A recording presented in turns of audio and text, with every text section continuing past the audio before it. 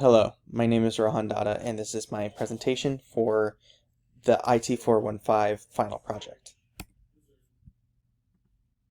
The topic I've chosen for this project is high school graduation rates in the United States. The reason I wanted to do this topic for this project is I wanted to compare various demographics against high school graduation rates throughout the United States. I thought would be an interesting topic as I am just finishing up college myself and wanted to see how my acceptance into college compares to others. The dataset I have chosen for this project comes from the National Center of Education Statistics, using their average freshman graduation rate associated data sets. They have plenty of data sets pertaining to education statistics, but this one was helpful in presenting this project and this idea. The tool that I chose to use was Tableau, as the data sets that I received from the NCES was in Excel format, which was able to easily be cleaned and imported into Tableau to visualize in various ways.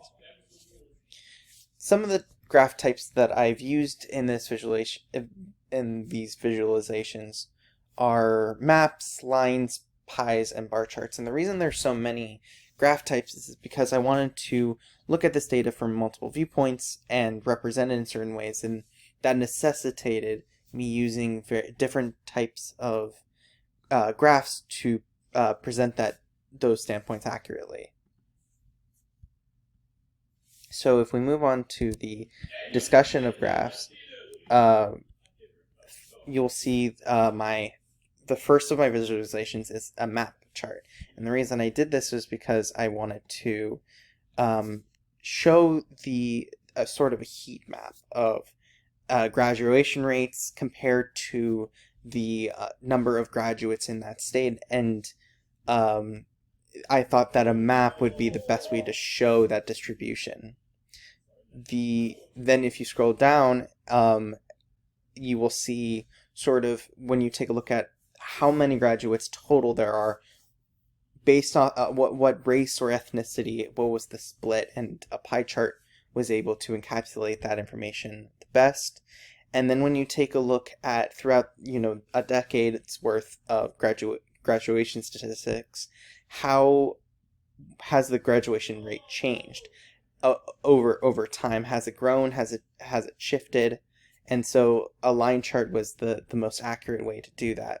And for the last two, taking a look at gender and ethnicity over that same decade, how does that change? And so we can look at a split of all the graduates over time, but how does that change within its own demographic? What is the graduation rates? And there was a lot to take away from these two graphs, looking at how it was split over a decade.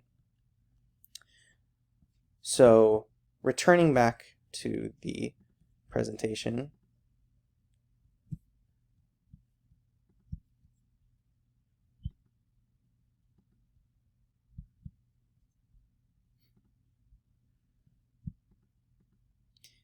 my findings from these are my main findings from the graphs and from the visualizations is that, for one, as you saw in the map graph, the majority of the darker areas, or the concentration of large or high graduation rates, was focused in the north or northeast of the United States.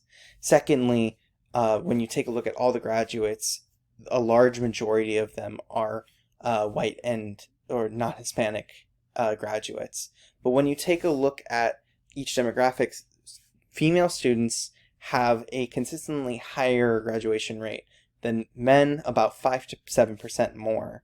And Asian and Pacific Islanders, when you look at how many of those demographic people who fall into that demographic have graduated, such a high percentage of them, or have attended high school, such a high percentage of them have graduated from high school, whereas other demographics, the amount, the graduation rate within them is slightly less.